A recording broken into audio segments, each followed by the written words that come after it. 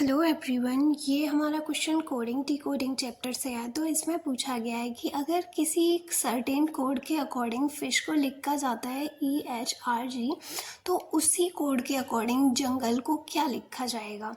तो हम फिश के अकॉर्डिंग, जैसे हमें पता है FISH, इसको लिखा गया है एक सर्टेन कोड के अकॉर्डिंग EHRG। तो पहले हम इसे ऑब्जर्व करेंगे तो हमें पता है F आता है नंबर 6 पर, E आता है 5 पर, I आता है 9 पर, H 8 पर, S 19, R 18, H 8, G 7। तो सिंपल सा हमें पता है कि जो फिश में अल्फ़ाबेट दिए गए हैं उनसे एक पीछे वाला अल्फ़ाबेट नीचे कोड में लिखा गया है। तो यही हम जंगल के साथ करेंगे, JUNGLE। तो हमें पता है जो J है वो आता है 10 पर, U 21, N 14, G 7, L 12 and E 5 पर आता है। तो इनसे एक पीछे वाले अल्फ़ाबेट को हम लिखेंगे। तो हमें पता है 9 पर आता है I, 21 पर U है तो 20 पर आता है T, N से एक पीछे आता है M और G से एक पीछे आता है F और 12 पर आता है L, तो 11 पर आता है K, E 5 पर आता है तो 4 पर आता है D।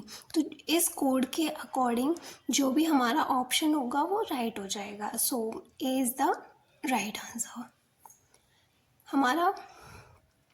हमारा सेकंड क्वेश्चन भी कोडिंग डिकोडिंग चैप्टर से ही है, जिसमें पूछा गया है कि अगर एक सर्टेन लैंग्वेज में मद्रास को कोड किया जाता है NBESBT, तो बॉम्बे को क्या कोड किया जाएगा। तो हमें पता है मद्रास को लिखा जा रहा है NBESBT। तो ये और भी ज़्यादा सिंपल क्वेश्चन है। हमें पता है M के बाद आता है N, A के बाद आता है B, D के बाद E, R के बाद S, A के बाद B, S के बाद T। तो सिंपल हम बॉम्बे के साथ भी यही करेंगे, BOMBAY। तो B के बाद आता है C, O के बाद आता है P, M के बाद आता है N, B के बाद C, A के बाद B और Y के बाद Z।